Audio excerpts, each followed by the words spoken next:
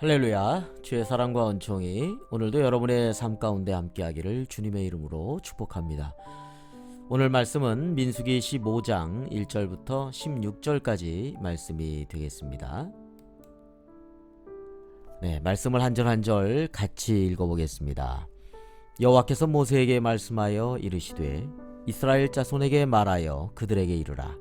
너희는 내가 주어 살게 할 땅에 들어가서 여호와께 화제나 번제나 서원을 갚는 제사나 낙헌제나 정한 절기제에 소나 양을 여호와께 향기롭게 드릴 때 그러한 헌물을 드리는 자는 고운 가루 10분의 1에 기름 4분의 1 흰을 섞어 여호와께 소제로 드릴 것이며, 번제나 다른 제사로 드리는 제물이 어린 양이면 전제로 포도주 4분의 1 흰을 준비할 것이요, 순양이면 소제로 고운 가루 10분의 2에 기름 3분의 1 흰을 섞어 준비하고, 전제로 포도주 3분의 1 흰을 들여 여호와 앞에 향기롭게 할 것이요, 번제로나 서원을 갚는 제사로나 화목제로 수송아지를 예비하여 여호와께 드릴 때에는 소제로 고운 가루 10분의 3 에바에 기름 반 흰을 섞어 그 수송아지와 함께 드리고, 전제로 포도주 반 흰을 들여 여호와 앞에 향기로운 화제를 삼을지니라. 수송아지나 순양이나 어린 순양이나 어린 염소에는 그 마리 수마다 위와 같이 행하되 너희가 준비하는 수요를 따라 각기 수요에 맞게 하라. 누구든지 본토 소생이 여호와께 향기로운 화제를 드릴 때에는 이 법대로 할 것이요, 너희 중에 거류하는 타국인이나 너희 중에 대대로 있는 자나 누구든지 여호와께 향기로운 화제를 드릴 때에는 너희가 하는 대로 그도 그리 할 것이라. 회중 곧 너희에게나 거류하는 타국인에게나 같은 규례이니 너희의 대대로 영원한 율례라. 너희가 어떠한 대로 타국인도 여호와 앞에 그러하리라. 너희에게나 너희 중에 거류하는 타국인에게나 같은 법도 같은 규례이니라. 아멘.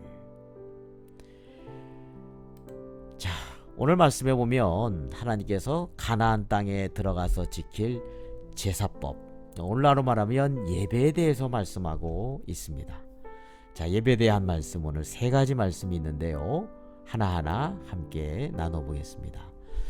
자, 하나님께서 제사법에 대해서 다시 말씀을 하고 계십니다. 사실 가데스 바네아는 하나님과 이스라엘 백성들 간에 너무나 멀리 있는 관계라고 하는 것을 아주 정확하게 보여준 사건이라고 할 수 있겠죠.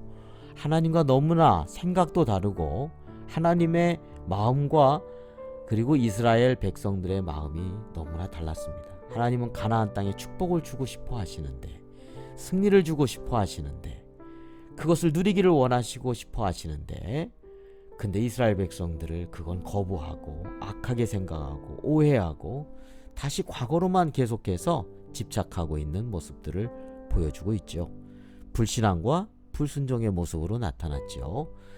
자, 오늘 이어서 15장에 이르러서는 이제 앞으로 가나안 땅에 들어갔을 때 정말 제사법에 대해서 지금 다시 한번 이렇게 말씀을 쭉 하고 계세요.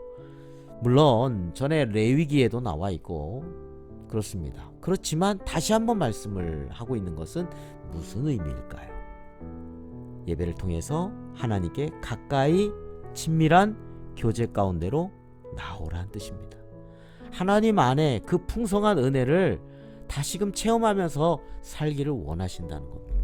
멀리 떠나 있는 이스라엘 백성들의 마음이 다시금 하나님의 사랑과 은혜와 그 풍요로움 속에, 그 평안함 속에 거하기를 원하시는 하나님의 마음이 담겨진 것이 바로 민수기 15장에 다시 한번 제사법에 대한 말씀을 해주고 있다는 것입니다.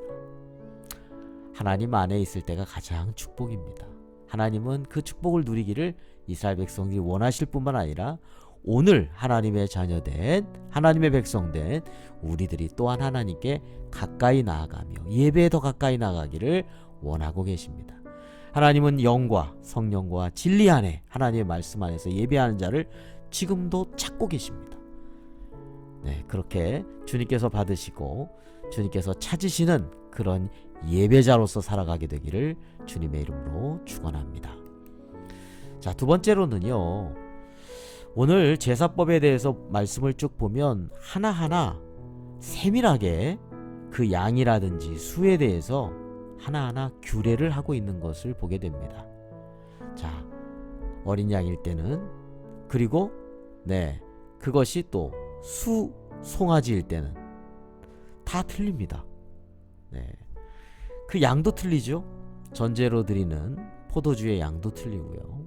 하나하나를 다 하나님께서 규례대로 말씀해 주셨고요. 그 규례대로 행하기를 또 원하십니다. 무슨 의미일까요?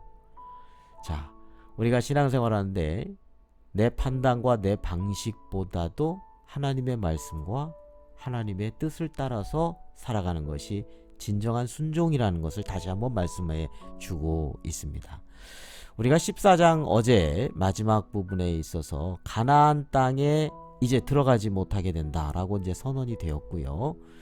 자, 그럼에도 불구하고 이스라엘 백성들이 가나안 땅에 막 산꼭대기에 올라가서 가려고 그러죠. 모세가 뭐라고 합니까? 그거는 하나님이 함께 하실 때 얘기고 지금은 이제 하나님이 함께 하시지 않는데 거기 가면 안 된다. 그거는 하나님의 뜻을 배반하는 것이다. 가면은 아말렉인과 가나안인에 의해서 칼에 망하게 될 것이다. 패하게 될 것이다. 말씀을 했음에도 불구하고 자기들의 판단이 옳다고 생각하고 계속해서 진격합니다. 결국 어떻게 되었습니까? 출애굽한 다음에 첫 번째 패배를 정말 아말렉인과 가나안인에 의해서 당하게 되었죠. 그렇습니다. 우리의 신앙생활이라고 하는 것이 나의 판단과 나의 방식을 고집하려고 하는 신앙 방식은 아니라는 것입니다.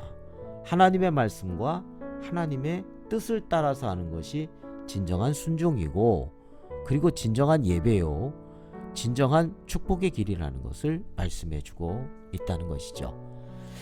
자, 마지막으로 세 번째는요, 타국인들도 똑같은 규례를 지키라고 합니다. 제사를 드릴 때, 수송아지를 드릴 때, 어린 염소를 드릴 때, 자, 그러한 하나하나의 규례를 이스라엘 백성과 타국인이 똑같이 적용하고 있습니다.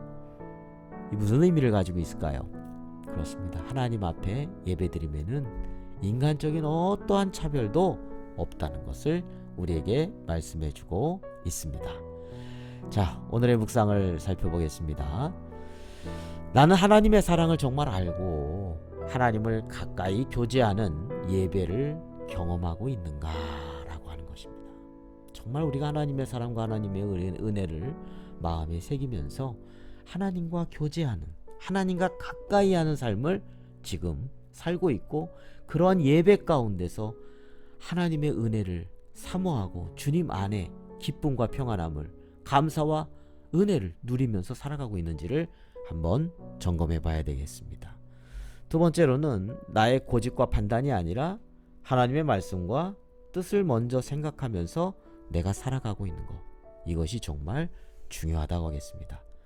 오늘도 이러한 믿음 안에서 여러분 축복된 삶이 되시기를 주님의 이름으로 축원합니다.